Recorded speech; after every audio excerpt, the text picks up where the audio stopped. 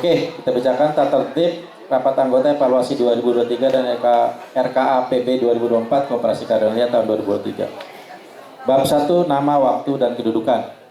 Bab pasal 1, rapat ini adalah rapat anggota Koperasi Karyawan Yayasan Lia atau Kokarlia dengan agenda evaluasi tahun buku 2023 dan pengesahan RKA PB tahun 2024 yang selanjutnya disebut rapat.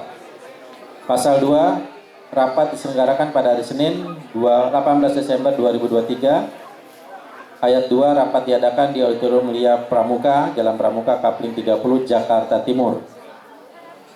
Bab 2, sifat dan tujuan.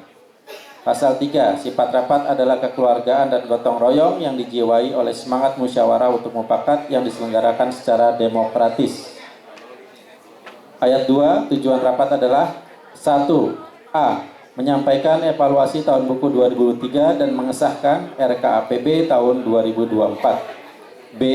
Menampung aspirasi serta memberikan kesempatan kepada anggota untuk memberikan pendapat, saran, dan koreksi yang membangun dalam upaya untuk meningkatkan kinerja Koperlia. C. Meningkatkan pengetahuan dan kesadaran berkoperasi di kalangan anggota. Bab 3. Peserta, quorum, hak bicara, dan hak suara. Pasal 4. 1. Peserta rapat terdiri dari anggota atau perwakilan anggota dalam kurung anggota yang mewakili kelompok sesuai dengan unit kegiatan yayasannya termasuk cabang unit kegiatan. B. Pengurus. C. Pengawas. D. Pembina. 2. Peninjau terdiri dari utusan kantor dinas koperasi. B. Undangan. C. Calon anggota. Pasal 5. 1. Syarat sahnya quorum rapat adalah apabila dihadiri 50% plus 1 jumlah anggota terdaftar, tadi sudah memenuhi quorum. 2. Dalam keadaan tertentu sesuai bab 13 pasal 28 ayat 3 Anggaran Dasar Koperlia, maka quorum sebagaimana dimaksud dalam pasal 5 ayat 1 adalah 20% dari jumlah anggota. Pasal 6. 1. Semua peserta rapat sebagaimana dimaksud dalam pasal 4 di atas memiliki hak bicara setelah mendapatkan izin dari pimpinan rapat. 2. Hak suara hanya terbatas pada anggota yang hadir sebagaimana dimaksud dalam pasal 4 ayat 1 huruf A dan B di atas. Jadi jika ada voting maka yang hadir saja yang diambil suaranya. 3. Pada saat dilakukan pemungutan suara, anggota yang dipanggil sebanyak 3 kali tidak hadir akan kehilangan suaranya. Bab 4. Persidangan dan keputusan. Pasal 7. Persidangan dipimpin oleh Ketua Umum Koperlia atau pengurus lain yang ditunjuk serta memiliki kewenangan untuk 1. Atau A. Mengizinkan peserta untuk bicara. B. Memberhentikan pembicaraan apabila menyimpang dari materi yang dibahas. C. Membatasi pembicaraan sesuai waktu yang disediakan. D. Memberikan peringatan dan atau mengeluarkan peserta dari rapat apabila tidak mentaati peraturan yang berlaku atau mengganggu jalannya sidang atau rapat. Pasal 8. Penyampaian materi dan pengambilan keputusan dilaksanakan sebagai berikut. A. Penyampaian materi beserta pandangan umum peserta disampaikan dalam sidang pleno. B. Dalam rapat tidak diadakan perdebatan. C. Pembahasan materi disampaikan secara langsung sesuai agenda rapat. D. Keputusan yang telah ditetapkan dan disahkan dalam rapat bersifat mengikat bagi semua anggota. E. Semua keputusan rapat senantiasa diambil berdasarkan musyawarah untuk mencapai mufakat dan apabila tidak memungkinkan dan sangat terpaksa baru dilakukan pemungutan suara atau voting berdasarkan hak suara. Bab 6. Penutup. Dalam hal timbul persoalan yang tidak dapat diatasi oleh peserta rapat, maka bisa meminta saran atau arahan pembina untuk mencari jalan keluarnya. 2. Segala sesuatu yang belum tercantum dalam tata tertib ini akan diatur kemudian dalam rapat. 3. Tata tertib ini akan disahkan dalam rapat dan berlaku selama rapat berlangsung. Jakarta, 18 Desember 2023, pimpinan sidang pleno Asdi Ketua. Apakah bisa disetujui? Bapak Ibu? Setuju? Lagi sibuk ya? Sibuk makan.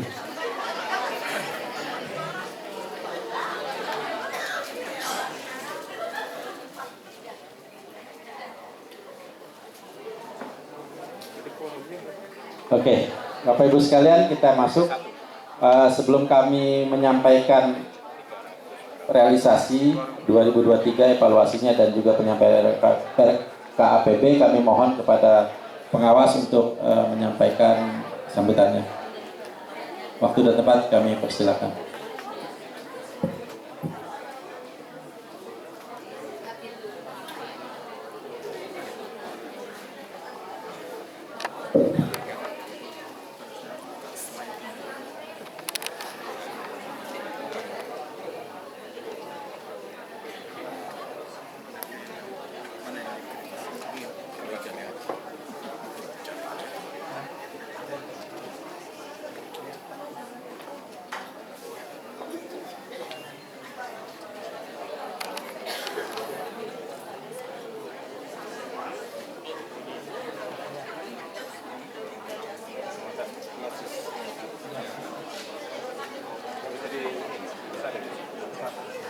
Cek,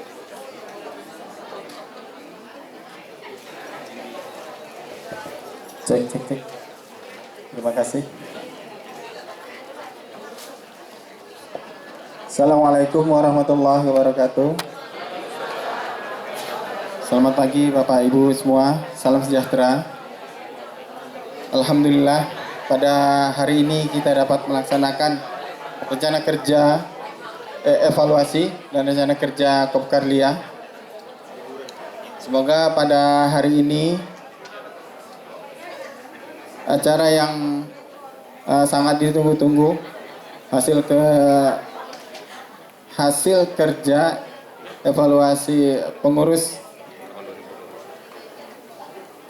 dan rencana kerja di 2024 mendatang menjadi bahan yang terbaik untuk membuat Kopkarlia lebih baik lagi. Dari hasil evaluasi 2023 tadi beberapa sudah disampaikan, dan semoga apa yang disampaikan dari mulai unit-unit usaha yang saat ini memang mengalami beberapa peningkatan.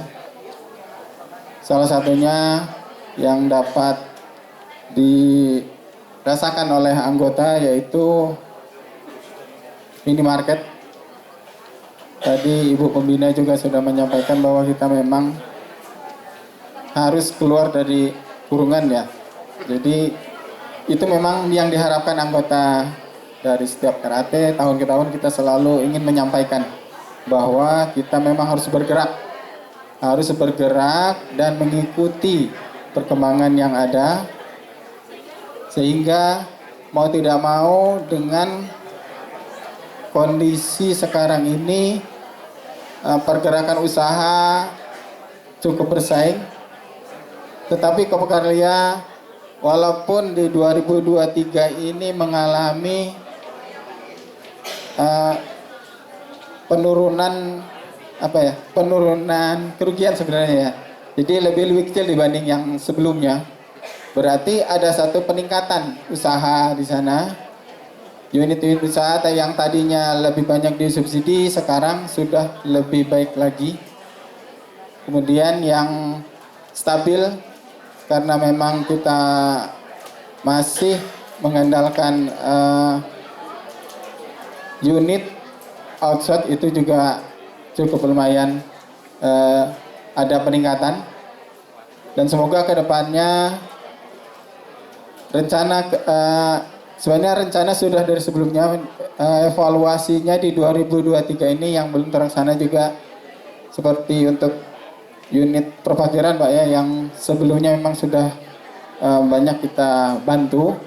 Kemudian unit cleaning service juga sekarang sudah mulai membaik lagi karena dari pihak Yayasan Lianya sudah menormalkan kembali. Untuk yang minimarket, betul sekali tadi kita berharap sekali ya sebenarnya anggota itu lebih aktif meminjam. Dan dari pertemuan-pertemuan sebelumnya sudah disampaikan bahwa nanti ada namanya mobile Kopkarlia itu yang dimaksudnya. Jadi setiap cabang sudah ada jadwal di sana standby, dan anggota diharapkan aktif memesan kebutuhan-kebutuhan yang paling tidak sebulan sekali. Nah, mungkin kalau untuk 200.000 sebenarnya untuk teman-teman anggota hanya beli beras ya, sebenarnya itu bisa terpenuhi, sehingga keberlangsungan sirkulasi keuangan di minimarket itu sendiri bisa terlaksana. Dengan adanya nanti penyediaan untuk pengiriman berarti ya, untuk pengiriman di sana akan sediakan mobil, berarti anggota tinggal pesan sesuai jadwal. Mungkin berikutnya tinggal dilihat aja jadwalnya. Untuk pengembangan keluar sebenarnya saat ini itu banyak sekali, mungkin nanti teman-teman anggota bisa memberikan masukan dengan kondisi modal yang ada seperti sebelumnya juga saya sudah sampaikan bahwa kita itu punya modal. Kemudian hasil dari audit sendiri bahwa modal itu jangan tergerus terus gitu. Jangan tergerus habis. Untuk keluar dari zona-zona yang sekarang seperti yang tadi disampaikan, ya mau tidak mau, paling tidak kita punya outlet. Ya, alhamdulillah mudah-mudahan benar di 2024 itu kita outlet kita salah satunya untuk mempunyai cabang kerjasama ya, itu bisa terlaksana. Dan saya berharap tidak hanya itu. Sekarang memang lagi musimannya kan banyak outlet lain seperti baik di barang-barang jajanan itu juga di outlet bisa dibuka di pertokoan-pertokoan atau di stasiun atau di rest area itu jika memang memungkinkan.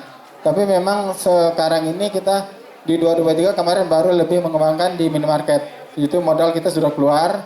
Kemudian di 2024 ini nanti rencananya memang ada CKS dan kalau bisa ditambah lagi.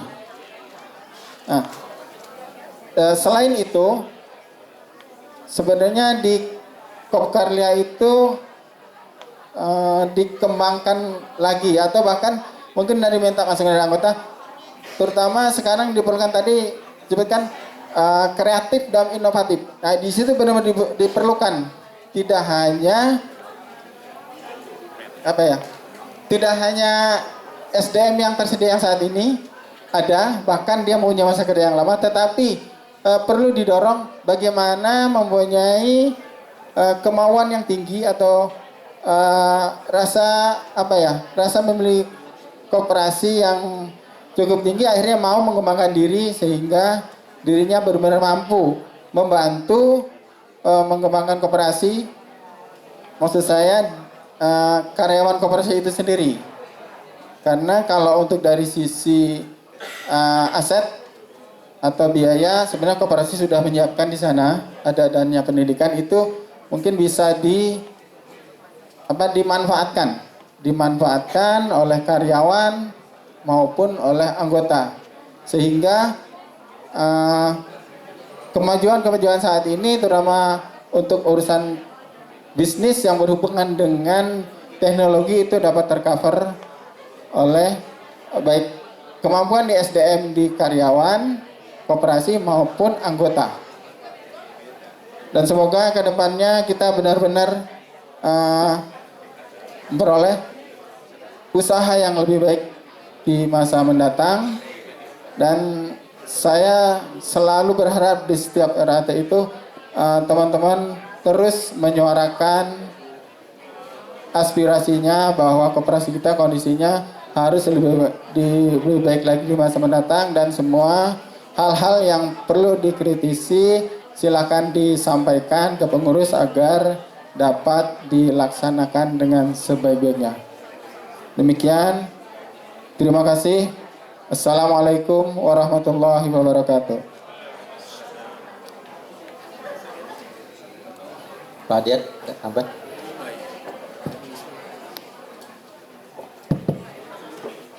Bismillahirrahmanirrahim. Assalamualaikum warahmatullahi wabarakatuh. Terima kasih kepada Bapak Ketua atas kesempatan yang diberikan dari kami pengawas untuk memberikan sambutan.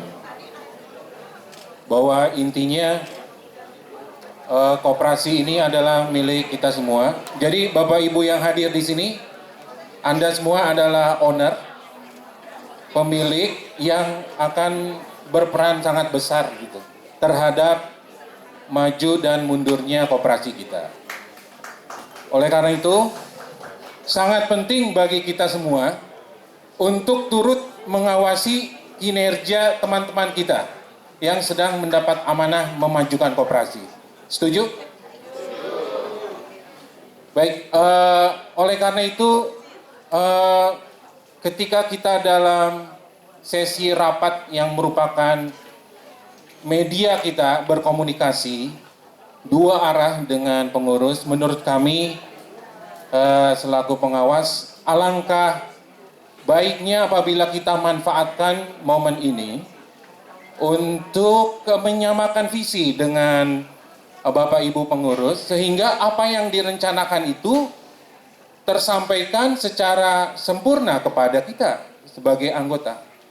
Karena kami melihat sebagai pengawas, ketika ada program-program yang akan disampaikan dan direncanakan oleh pengurus, itu bagi sebagian besar anggota barangkali tidak sepenuhnya tersampaikan. Jadi apa yang terjadi, bisa jadi ketika pengurus ada rencana yang baik, ke bawah itu yang ada adalah sikap mungkin tidak peduli atau praduga yang lain yang macam-macam. Saya rasa karena ada komunikasi yang belum lancar. Oleh karena itu, dalam kesempatan ini sebaiknya mari kita sama-sama awasi bersama kinerja dari Bapak Ibu kita di pengurus supaya koperasi kita maju. Karena Bapak Ibu sekalian, walaupun kita masih punya cadangan yang besar, tapi beberapa tahun ini dengan berbagai macam kendala, kita masih menggerus cadangan dana kita untuk kebutuhan operasional ataupun untuk pembagian SHU. Maka mari kita coba tingkatkan lagi kinerja bisnis dari koperasi kita. Contoh, kami melihat mungkin dari aset koperasi yang selama ini masih idle untuk segera lebih diproduktifkan lagi, baik itu yang berupa bangunan seperti tadi yang Pak Asdi rencanakan untuk properti ya Pak ya, yang di Cilebut itu sangat bagus. Mudah-mudahan aplikasinya seperti Ibu Ari tadi bilang, bahwa rencana untuk membangun perumahan di Cilebut itu merupakan kreativitas. Maka inovasinya nanti ketika itu sudah dilaksanakan. Itu yang kami tunggu, Pak. Realisasinya. Mari kita dukung itu semua. Dan untuk aset-aset lain, mangga dari pengurus supaya dipikirkan lagi supaya tidak ada aset satupun yang idle atau tidak produktif. Terima kasih. Itu saja sambutan dari kami sebagai tambahan. Billahi taufiq wal hidayah. Assalamualaikum warahmatullahi wabarakatuh.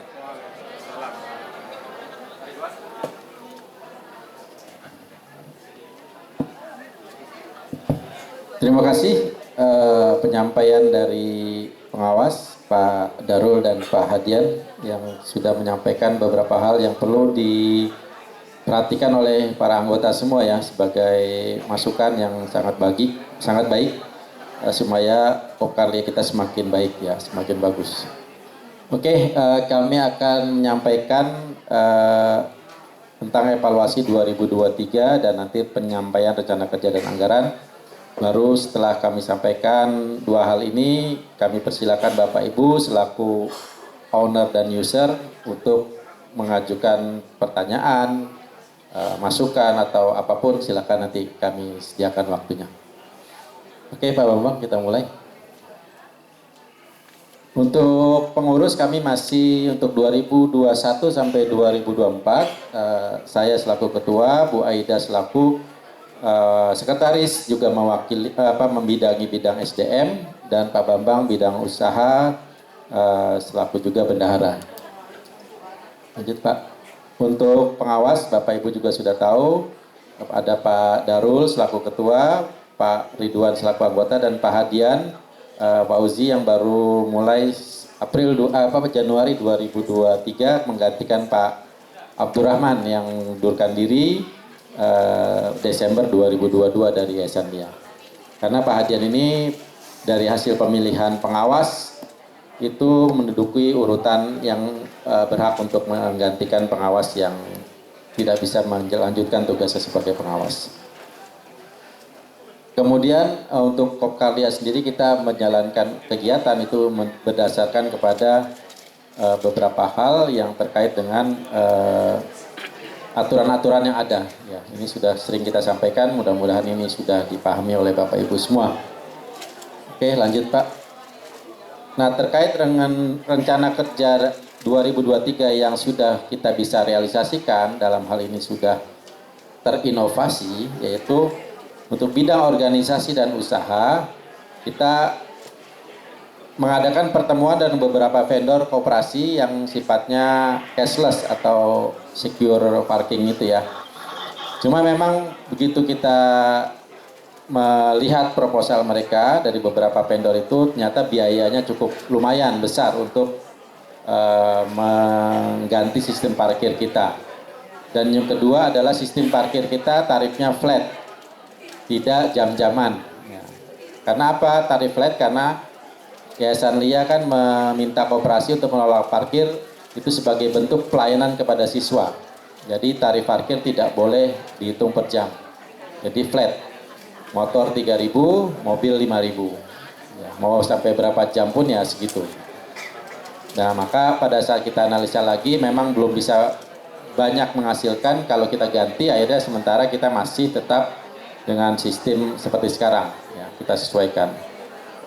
Kemudian kita menjual satu unit Avanza yang memang sudah tidak disewa lagi pada saat 2023 Februari.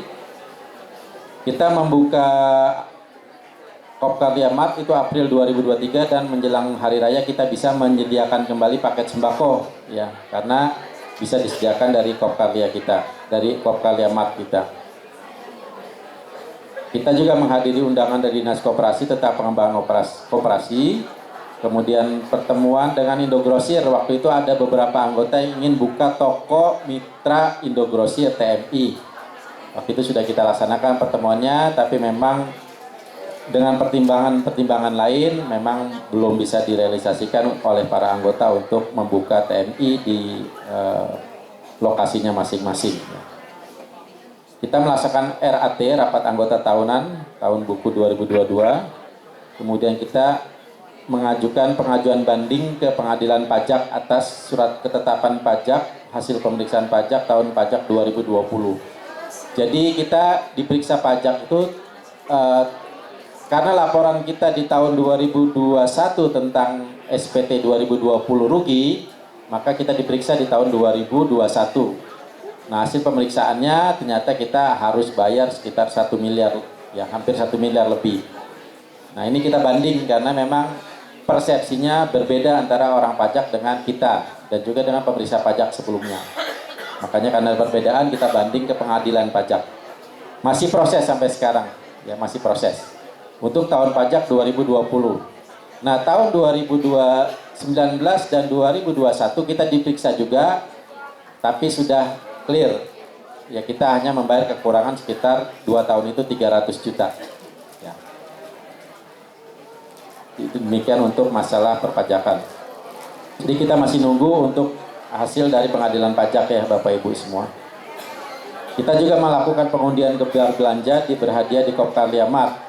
Ya, ini terkait belanja di Kopkarya Mart, kami mohon lagi partisipasi aktif dari Bapak Ibu semua untuk bisa belanja minimal 200.000 sebulan. Ya, memang mayoritas yang bisa melaksanakan yang di Pengadegan ini. Nah, kemarin teman-teman koordinator dari cabang-cabang yang di luar Pengadegan mempertanyakan gimana supaya bisa anggota di luar cabang Pengadegan bisa juga aktif belanja. Maka kita nanti 2024 akan mengadakan program mendatangi anggota, yaitu dengan mobile, minimarket mobile nanti. Jadi kita sediakan mobil yang mobil kita nanti untuk berdatangan ke cabang-cabang Bapak Ibu dengan jadwal-jadwal tertentu untuk langsung buka counter di outlet Bapak Ibu semua. Ya, mudah-mudahan dengan begitu bisa menarik minat belanja. Nanti barang-barangnya misalnya kurang, ya kita tinggal catat, nanti kita antarkan lagi. Jadi mudah-mudahan itu bisa membantu ya. Memang ada kendala, Pak, saya mau beli beras yang 5 kilo, kalau beli bawa pulang kan berat. Nah, anggota tuh ada yang punya ide di bawah sekilo-sekilo, dikecilin sama dia sehingga bisa dibawa pulang. Ya nanti terserah lah mekanismenya seperti apa, kita atur yang terbaik ya. Tapi minimal kita jalan dulu cara kita untuk mendatangi Bapak Ibu yang di luar Pengadegan. Kemudian kita menandatangani perjanjian dengan Kota aplikasi digital koperasi, ya mudah-mudahan ini juga membantu untuk kemudahan Bapak Ibu bertransaksi dengan Kopkarlia untuk mengajukan pinjaman, untuk pembelian pulsa, pembelian paket atau pembayaran PLN, token, PAM dan sebagainya nanti bisa melalui aplikasi itu, yang hasil dari biaya-biaya yang dikeluarkan untuk mengaplikasikan itu, menggunakan aplikasi itu bisa kembali lagi berupa SAU buat Bapak Ibu. Jadi untuk transaksi keuangan juga bisa, untuk transfer ke rekening lain atau untuk pengambilan dana non kartu di ATM juga bisa dengan aplikasi Kota itu. Ya, mudah-mudahan nih 2024 bisa jalan. Untuk Bank Mandiri kita kerjasama juga penandatangan terkait payroll Kopkarlia, karena mengikuti induk kita yaitu Yayasan Lia yang merubah payrollnya ke Bank Mandiri. Ini tadi sudah dijelaskan tentang pemeriksaan pajak. Lanjut Pak. Di tahun 2019 dan 2021. Ya. Ini sudah diselesai. Alhamdulillah tidak sampai ke pemeriksaan oleh Kanwil, cuma cukup oleh KPP Matraman dan sudah kita bayar kekurangan pajaknya. Kemudian udah juga kita untuk akuntansi sudah kita laksanakan dengan berbagai vendor yang akhirnya kita pilih dari Kota. Rapat dan survei lokasi untuk pembukaan CKS Kopkarlia juga sudah kita lakukan. Rencana kita membuka di daerah Ciracas. Jadi ada gedung milik instansi pemerintah yang tidak dipakai lagi karena mereka sudah pindah ke lokasi lain. Nah, sudah ketemu dan mereka memang silakan saja dimanfaatkan untuk kegiatan pendidikan kursus. Nanti sistemnya bagi hasil dengan pemilik gedung. Nanti akan kita matangkan lagi di bulan Desember dan Januari nanti, mudah-mudahan di term 2 sudah bisa dibuka ya. Karena di Ciracas itu jaraknya cukup jauh, dari Cibubur sekitar 12 kilo, ke Lia Depok sekitar 13 kilo, ke Lia Pasar Minggu 11 kilo, ke Lia Pengadegan 12 kilo, ke Lia Galaksi 20 kilo. Jadi dari cabang Lia yang ada itu cukup jauh-jauh ya. Mudah-mudahan itu bisa menjadi pasar yang baik juga buat Lia. Kemudian pertemuan dengan tim LPDB, Lembaga Pinjaman Dana Bergulir Kemenkop. Nah, ini juga mudah-mudahan menjadi sumber pembiayaan dari koperasi. Jadi Kemenkop itu punya unit yang namanya LPDB, Lembaga Penyaluran Dana Bergulir. Nah, mereka itu menghubungi kami karena dari data di Kemenkop, Kopkarlia dianggap layak untuk mendapatkan bantuan dana LPDB. Karena sebelumnya kita tidak menggunakan dana itu, kenapa? Karena jalurnya cukup sulit, dan kedua harus memberikan fee ke orang dalamnya sebelumnya. Sehingga kita nggak mau lah nanti kan, karena cukup lumayan 10%-an itu. Kita bisa pinjam 2 miliar, berarti hampir 200 juta kita berikan. Nanti daripada timbul permasalahan di kita kan jadi masalah ya. Nah, sekarang rupanya sudah dirubah, di reformasi, LPDB itu langsung dibawa ke Kemenkop, dan mereka yang mencari koperasi-koperasi yang dianggap layak untuk kerjasama. Bunganya itu 3% setahun. Mereka bisa kasih sampai 200 miliar per koperasi. Nah, maka kita dari dana nanti pendirian CKS dan pembangunan rumah, rencana kita dari situ. Ya, mudah-mudahan jadi usaha kita. Tadinya kan kita mau kerjasama dengan developer untuk pembangunan ya, dana mereka gitu kita bagi-bagi. Tapi kalau ada dari LPDB dan cukup murah, mudah-mudahan kita pakai dari. Dan juga nanti untuk investasi-investasi yang lain yang tadi pembina sampaikan, kita berusaha di luar. Jadi kalau ada pulang usaha di luar, kita alhamdulillah sudah dapat nih untuk pembiayaannya, untuk modalnya ya. Mudah-mudahan bisa kita manfaatkan dengan baik. Karena mereka sendiri yang menghubungi kita ya, dengan memang syarat-syarat legalnya cukup banyak ya, tapi nggak apa-apa, itu semua sudah bisa kita penuhi. Nanti kita tinggal ngajuin proposal, proyek mana nih, kita ajukan proposal, nanti mereka cek, jadi mereka juga pantau, itu dibayarnya tidak mahal. Kemudian kita juga sudah ketemu dengan developer untuk pembangunan rumah, beberapa orang. Nanti kita tetap sifatnya adalah tender, cari yang terbaik, yang sifatnya tidak merugikan koperasi. Dan kemarin kita sudah rapat dengan karyawan. Jadi 3 tahun kita tidak ada rapat dengan karyawan. Kemarin pagi di sini juga kita sudah rapat dengan karyawan koperasi. Yang karena memang dengan koperasi itu kita bisa rapatnya cuma hari Minggu, karena Sabtu masih banyak yang bekerja. Jadi alhamdulillah mulai tahun ini kita adakan lagi rapat dengan teman-teman karyawan Kopkardia. Dan hari ini kita juga melaksanakan rapat anggota tentang evaluasi 2023 dan RKAPP tahun 2024. Bidang SDM, kita memberikan THR kepada karyawan, kemudian kita memberikan pesangon dan hak lain kepada 10 karyawan, 3 orang pensiun, 7 orang resign, itu totalnya 216 juta. Untuk jumlah karyawan koperasi sendiri saat ini jumlahnya 209 orang. Tahun lalu 201, jadi nambah 8 orang. Dari stafnya ada 13, distribusi buku ada 2, minimarket ada 3 orang, cleaning service ada 77 orang, ini naik 6 orang dari tahun lalu. Parkir ada 12, driver ada 1, satpam ada 43, nambah 1 dari tahun lalu. Penata 30, berkurang 1, operator 4, janitor ada 24, nambah 1. Jadi total 209 orang karyawan Kopkardia. Untuk jumlah anggota awal kita di 2023 itu ada 419, nambah anggota baru 23 orang. Tapi yang keluar ini karena dia sudah resign dari Yayasan LIA atau pensiun. Ya. Karena kalau pensiunnya dia tidak bulanan itu biasanya juga ikut keluar karena nanti pembayaran simpanan wajibnya yang akan agak repot ya. Kalau pensiunan bulanan kan masih dipotong dari dana pensiun LIA. Tapi kalau yang pensiunan sekaligus nih kebanyakan juga ikut keluar dari anggota karena teknis untuk bayar simpanannya yang akan kesulitan karena tiap bulan harus dibayar. Itu ada 24 orang yang keluar. Jadi anggota akhir kita ada 418 per 2023 ini, Desember. Dari 418 itu ada 213 yang full time karyawan LIA, full timer karyawan LIA ada 213. Yang part time ada 166 orang. Yang pensiunan ada 39. Nah, pensiunan ini tadi yang rata-rata adalah yang menerima iuran bulanan pensiun dari Dapen, sehingga bisa dipotong tiap bulan. Pensiun normal ya, pensiun normal. Itu distribusi dari anggota kita. Ini kalau keuangan sudah dibantu juga diawasi oleh pengawas. Saya sampaikan garis besar saja bahwa jumlah aset kita itu per 31 Desember, ini proyeksi ya, karena ini kan masih belum habis nih akhir tahun, tapi kira-kira mendekati lah ya. Kurang lebih ada 13,4 miliar. Jumlah kewajiban jangka pendek kita itu 1,03 miliar.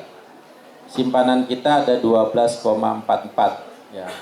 Simpanan pokok 13, simpanan wajib 3,4. Simpanan wajib ini juga sudah mulai berkurang yang mengambil simpanan wajib karena memang kita sudah buka lagi pinjaman bergulir, jadi yang simpanan wajib sudah kita kurangi ya, untuk pengambilan simpanan wajib. So, total kewajiban dan modal kita 13,4 ya, sama dengan total aset. Kemudian rencana kerja dan anggaran realisasinya.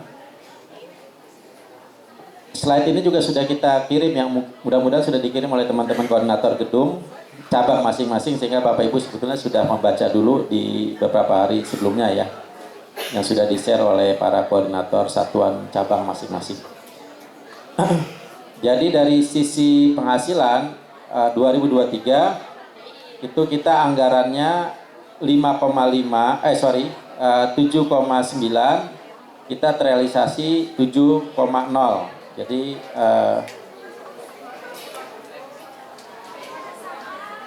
7,063 anggarannya, realisasinya 7,05. Jadi hanya sedikit yang tidak tercapai. Yang paling bagus adalah pencapaian dari minimarket. Anggarannya 450 juta, kita bisa menghasilkan 927 juta. Ini mulai dari April ya, mudah-mudahan setahun ke depan bisa di atas 1 miliar. Jasa bunga pinjaman kita juga sedikit karena memang kita tidak membuka pinjaman dari bank ya. Kita hanya khusus dari dana modal sendiri. Distribusi buku juga tidak mencapai karena memang banyak pengiriman mulai berkurang karena banyak yang mengambil sendiri, tidak diantar. Untuk kantin juga sudah mulai membaik ya, walaupun belum maksimal karena memang di beberapa tempat masih belum, di Pengadegan sendiri belum maksimal untuk pembukaan kantin, masih banyak yang kosong. Untuk cleaning kita juga sudah mulai normal. Sejak Maret sudah dibayar 100% dari LIA untuk jasa cleaning. Untuk parkir kita walaupun masih manual masih lumayan menghasilkan. Kemudian transportasi juga belum ada penambahan dari Yayasan LIA untuk penyewaan kendaraan. Kita anggarkan di tahun depan 5 kendaraan untuk tambahan. Kemudian untuk laba kotor secara keseluruhan kita menghasilkan beban usahanya itu 5,6 miliar, tadi penghasilannya 7,05, maka usaha SAU kita dari kotor dari usaha itu adalah 1,4 miliar. Nah, ini ada pengurangan biaya-biaya beban karyawan yang tadi ada biaya 216 untuk pesangon yang masuk di sini. Kemudian ada biaya operasional lainnya, organisasi dan penyusutan itu 1,5, sehingga akhirnya kita ada kerugian 161. Kemudian ada penerimaan lain 23 juta, sehingga total kerugian kita perkiraan ya, ini masih belum hasil audit karena masih proyeksi, itu 137 juta masih mengalami kerugian. Tahun lalu kita ruginya 500 ya. Jadi masih ada sedikit dampak-dampak dari tahun lalu yang belum bisa kita maksimalkan. Di sini ada penerimaan lain-lain 1 miliar yang belum terrealisasi karena kasus Tanah Bandung belum selesai, belum bisa selesai tahun ini. Mudah-mudahan kita tetap anggarkan di tahun depan, mudah-mudahan tahun depan bisa terrealisir. Ini kalau dilihat dari perbandingan usaha bersihnya, minimarket kita 2023 itu menghasilkan untung 38 juta, jasa bunga pinjaman menghasilkan keuntungan 274 juta, distribusi buku rugi 4,3 juta, kantin dapat laba 10 juta, cleaning service 400 juta, parkir kita rugi karena memang masih banyak tenaga yang kita harus hire ya untuk jaga parkir walaupun penghasilannya belum maksimal. Transportasi kita dapat 35 juta dan dari outsourcing 600 juta. Sehingga secara keseluruhan dapat hasil kotor itu 1,43 miliar. Kemudian ada total lain-lain itu ada 1,5 sehingga keuntungan kotor kita 161, ditambah pendapatan lain-lain 23 juta sehingga laba bersih kita perkiraan itu 137 juta. Minus ya. Kemudian komposisi modal ya saat ini itu ada simpanan pokok Bapak Ibu ada 13 juta, simpanan wajib ada 3,459 miliar, ada modal donasi 9 juta, dana cadangan kita 9,1, SAU kita ada kerugian 137 untuk tahun 2023. Sehingga total modal kita itu 12,4 miliar, tahun lalu 13,1. Karena ada pengurangan di modal usaha yang juga untuk pembayaran pajak yang 300 juta itu. Itu untuk 2023 ya. Kita lanjut ya 2024 ya supaya oh ya, ini ada posisi kas kita hari ini ya per 6 Desember kas bank kita 837 juta, deposito BRI ada 2,7, piutang LIA ada 238.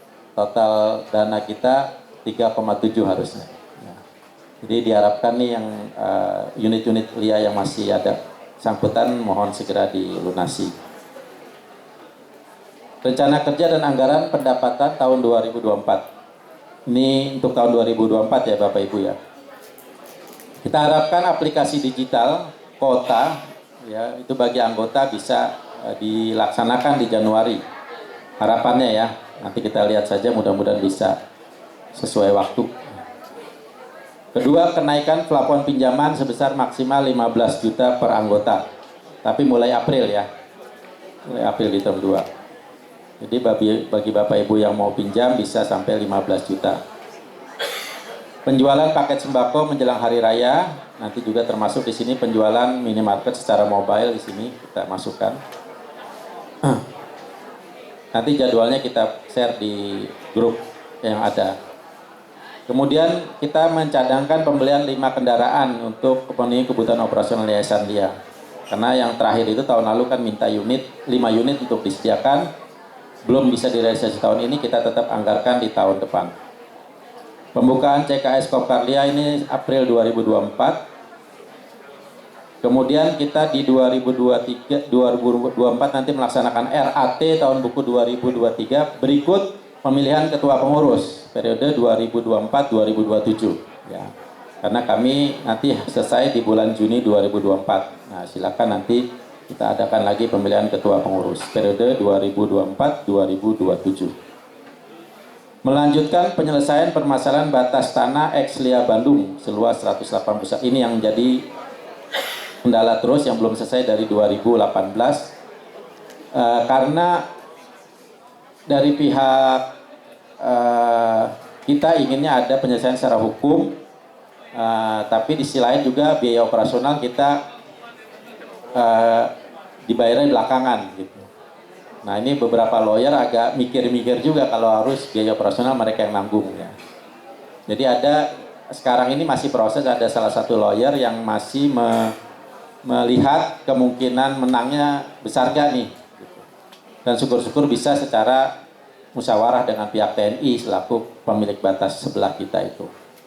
Jadi masih ada proses sih ya, masih ada berproses, mudah-mudahan mereka bisa, karena kebetulan juga yang lawyer ini juga ada ordalnya, ada orang dalamnya gitu ya. Jadi mudah-mudahan bisa membantulah ya. Kemudian kerjasama dengan bank atau LPDB untuk kita investasi di 2024 kita coba lakukan. Yang bank mungkin kalau sudah normal kembali, artinya sudah dikembalikan lagi penggajian kita 100% gitu ya. Berarti kan kita sudah mulai bisa ada alokasi buat pinjaman bank nanti. Nanti kita lihat saja. Atau LPDP ini kaitannya untuk investasi ke koperasi. Ya. Kalau anggota dimungkinkan juga untuk mengajukan pinjaman ke LPDB tapi melalui koperasi, tapi mekanismenya kemarin masih belum detail ya. Nanti coba kami tanya untuk anggota yang mau punya modal, perlu modal itu bagaimana untuk dapat dana LPDB ini. Karena ini sama dengan bunganya sama dengan KUR, kredit usaha rakyat yang BRI itu yang 3%. Sama ini. Kita juga akan merenovasi kantin pengadegan supaya kelihatan lebih baik ya, dan lebih nyaman mungkin buat teman-teman. Nanti coba kita agendakan renovasi kantin pengadegan. Kita akan melaksanakan juga rapat anggota tentang evaluasi 2024 dan RKA 2025 seperti hari ini. Nanti di Desember 2024. Ya. Kerjasama dengan Dekopinda sama ini dengan Jakarta Timur, Puskopkar DKI dan lain-lain dalam pengembangan usaha koperasi. Kerjasama dengan developer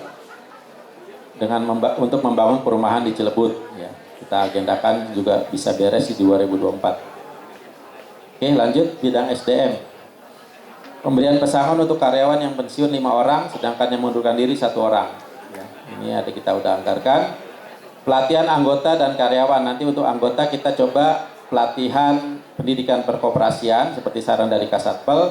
Yang kedua nanti pelatihan semacam seminar untuk tentang keuangan syariah di koperasi. Nanti kita coba cari narasumber. Ya.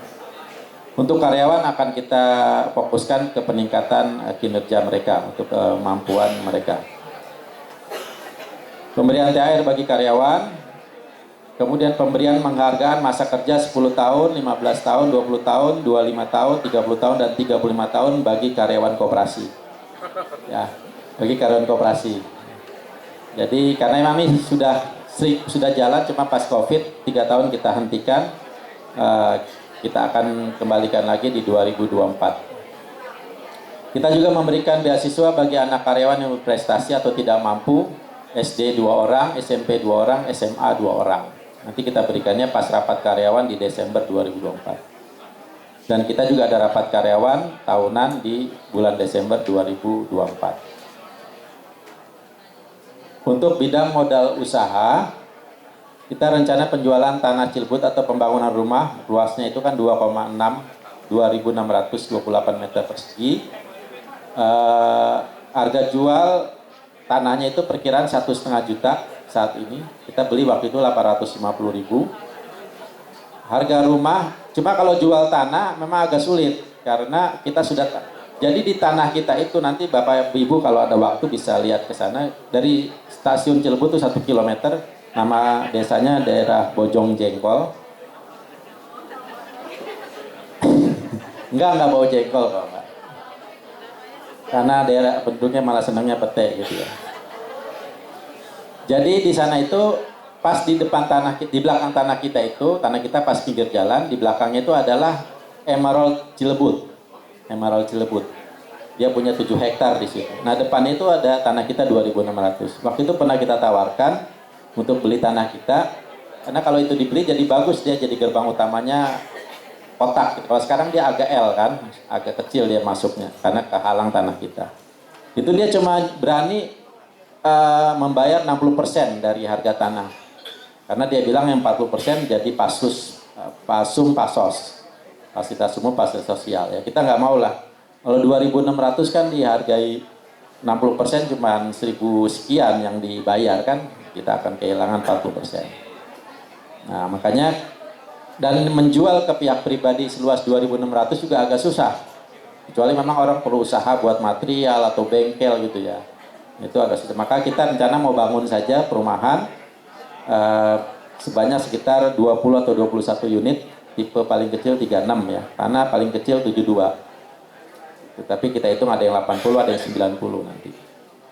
Harga rumah mungkin sekitar 450 sampai 500 juta. Ya, untuk anggota ada diskon khusus. Itu rencana kita, nanti kita informasikan kalau sudah matang untuk hal ini kepada para anggota lagi. Masih dalam penjajakan kita. Dan rencana pendanaan kalaupun kita yang bangun semua nanti dari LPDB ya. Kita jadi developer cuma bangun rumah aja sesuai harga bangunan, tapi dana-dana semua dari kita untuk infrastrukturnya. Karena itu pas dicek kemarin kita harus nguruk bagian belakang itu sekitar 50 cm supaya tidak kena banjir. Kalau dari sebelah Emerald itu karena daerah banjir gitu, maksudnya banjir itu dari resapan dia. Jadi sama mereka dijadiin resapan di depannya itu. Jadi imbasnya bisa ke kita kalau kita tidak uruk. Maka kita akan uruk, nanti kita buangnya jadi ke arah depan. Jadi lebih aman. Nah itu perlu kita juga pertimbangkan dari awal. Nah, itu biaya-biaya itunya semua nanti dari kita, dari koperasi. Kemudian kita melakukan pendirian, mencoba untuk mendirikan CKS Kopkarlia. Biayanya sekitar 600, kita membayar goodwill fee ke Yayasan LIA sekitar 150, kemudian renovasi dan pembelian peralatan sekitar 400 jutaan, 450-an. Nanti kita akan hitung ulang dengan bagian umum dari Yayasan LIA untuk renovasi dan perlengkapannya. Jadi perkiraan kita itu. Jadi gedung kita akan bagi hasil saja, supaya tidak memberatkan juga kalau sewa ya.